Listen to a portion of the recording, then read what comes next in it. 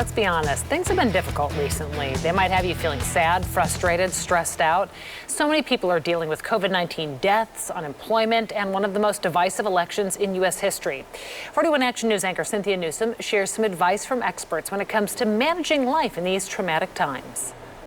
These are the pictures and memories of a loving mother that used to make her daughter smile.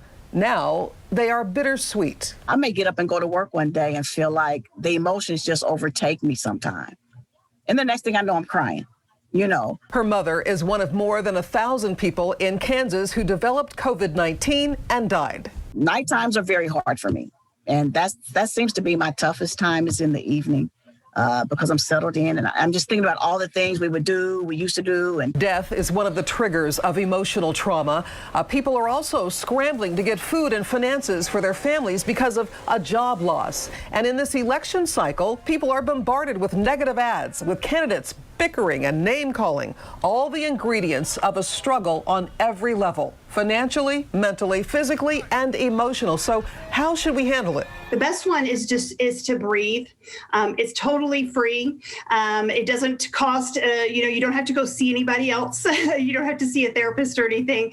And it's just being intentional about taking those breaths that allow you to really pause and regroup. As election rhetoric ramps up, the coordinator of the Mental Health Coalition at Jewish Family Services says, don't get caught in contention. Instead, think compassion. When we are can be in a space of compassion for others, it allows our emotional responses to be healthier for us as well as healthier for the other person that might be engaged in a conversation. Life is different on every level. Children are learning from home. The pandemic means less time with friends and family. Responding to the emotional loss of normalcy could mean rediscovering nature. And it's amazing what that fresh air and that sunshine can do for us. Garnice is finding comfort in her faith and in her circle of friends. I have a group that I can just call at any time when I'm feeling like,